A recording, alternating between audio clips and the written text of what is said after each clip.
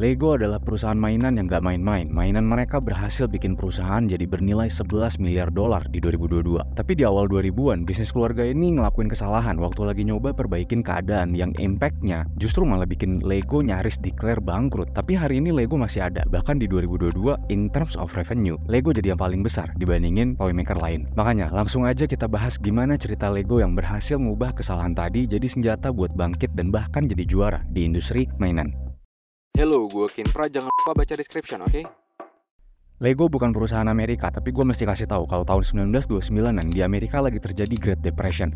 Krisis keuangan yang super duper parah ini berdampak sampai ke Eropa dan termasuk Denmark, negaranya Ole. Ole adalah seorang carpentry, pengrajin kayu. Nah, karena krisis mau nggak mau dia harus pivot dan bikin sesuatu yang baru. Di tahun 1932 dia bikinlah usaha baru namanya Lego, mainan buat anak yang berbahan kayu yang dipercaya bahwa kalaupun ada krisis ekonomi, industri ini nggak bakal terdampak separah industri lain. Sampai hari ini Lego masih menjadi private company yang dipegang keluarga dan udah jualan di seluruh penjuru dunia. Tapi sejak tahun 90-an sampai awal-awal 2000-an, bisnis Lego mulai bener-bener terganggu.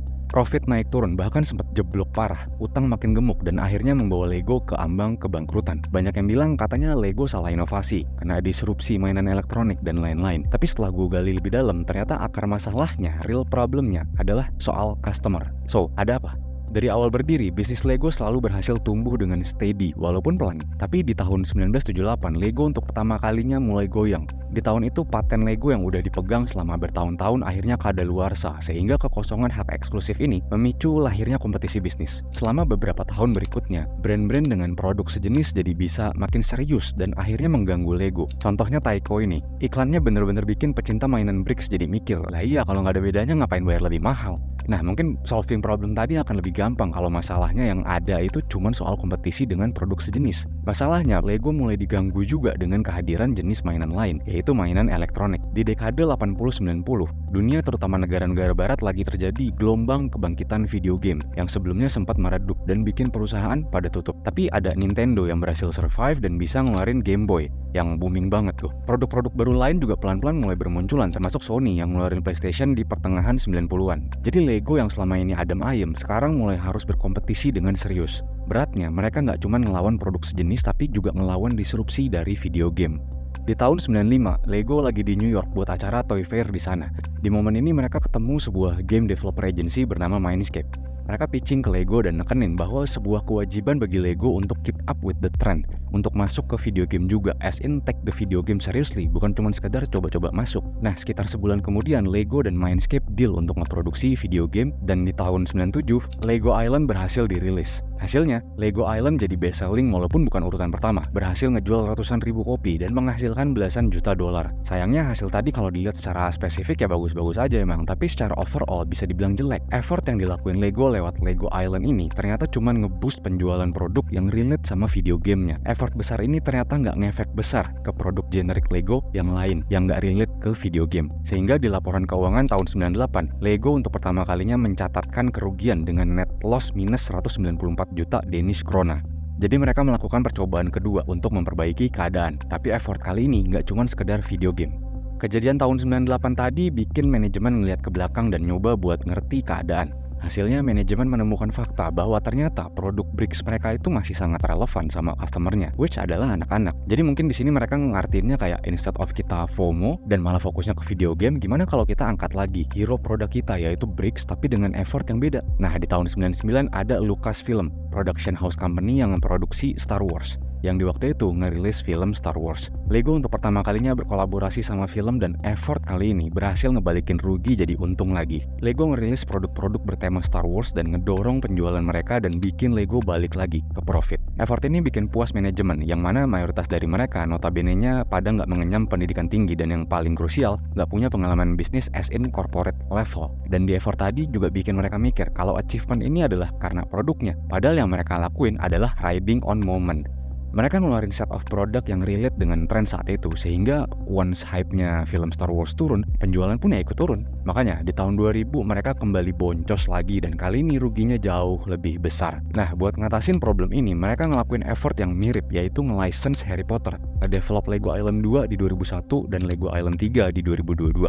Effort kali ini membuat keuangan Lego berhasil membaik di 2 tahun tadi secara berturut-turut. Sayangnya, lagi-lagi kondisi yang membaik ini nggak bertahan lama. Sama kayak pas Star Wars tadi, produk Harry Potter mereka ternyata berkontribusi paling besar dari seluruh penjualan produk Lego di 2022. Sehingga di 2003, tanpa ada film Harry Potter baru alias nggak ada hype-nya, Lego malah sukses nurunin penjualan, meningkatkan utang jadi $800 juta dan nyampe di ambang kebangkrutan. Menurut annual report tahun 2003 mereka, penjualan produk yang relate sama film itu nggak memuaskan. Minat di produk Star Wars dan bahkan Harry Potter, which adalah produk top seller di tahun sebelumnya tadi, jatuh nggak sesuai ekspektasi di tahun yang nggak ada rilisan baru. Dan penurunan penjualan produk tadi berkontribusi lebih dari 50% dari total penurunan sales. Nah, dari situ Lego nyoba ke sebuah bank untuk dapetin bisnis loan, tapi mereka gagal ngeyakinin bank. Tapi akhirnya dapat dari KIR KBI. Ini perusahaan holding yang jadi major shareholdernya Lego Group dan mengharuskan Lego untuk melakukan perubahan dalam bisnis termasuk leadership. Nah, setelah proses panjang, bisnis keluarga ini akhirnya dipimpin oleh orang yang bukan berasal dari keluarga, plus masih relatif muda juga.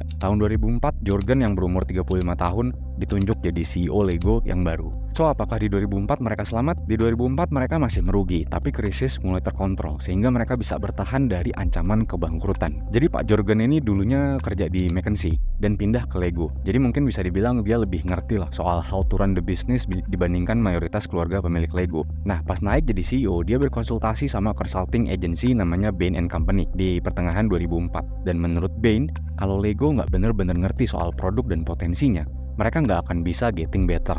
Di 2005, Pak Jorgen ke Amerika buat ketemu sama Avols. Dari pertemuan ini, Jorgen mulai kebuka matanya. Dia jadi paham bahwa produk Bricks mereka sebetulnya fenomenal banget dan dia ngeliat sendiri bahwa produk buat anak kecil ini ternyata juga digila-gilain sama orang dewasa. So di sini dia ngeliat yang Bain & Company bilang, yaitu potensi. Jorgen ngeliat kalau Lego punya potensi customer lain selain anak kecil. Dari situ plus dari hasil research lain juga, Jorgen come up dengan ide atau direction yang dikenal dengan nama shared vision. Dan dari shared vision ini, Lego selamat dari kebangkrutan dan akhirnya menang. Long term strategi Lego gak lagi berpusat di pertarungan ngerebut attention anak-anak.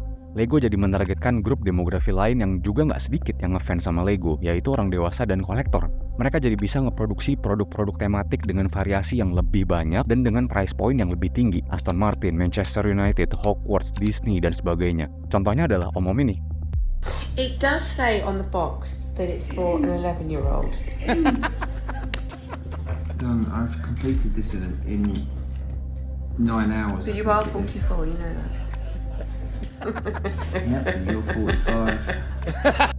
Dan bukan cuma Beckham, tapi banyak juga orang dewasa lain yang udah punya buying power sendiri, udah make decision sendiri kalau mau beli sesuatu, yang ternyata juga adalah loyalisnya Lego. Misalnya YouTuber ini, dia dari pas masih anak-anak udah suka banget sama Lego dan rutin ngepost video tentang Lego. Sekarang dia udah dewasa dan masih main Lego dan jadi YouTuber Lego. So Lego pun notice dan ngerti hal lain bahwa fans-fans dewasa Lego ini bisa bikin perusahaan lebih sustainable. Di tahun 2019, Lego ngakuisisi Bricklink. Bricklink ini adalah komunitas online dengan jutaan member yang jadi tempat jual beli parts dan forum buat ngobrol-ngobrol.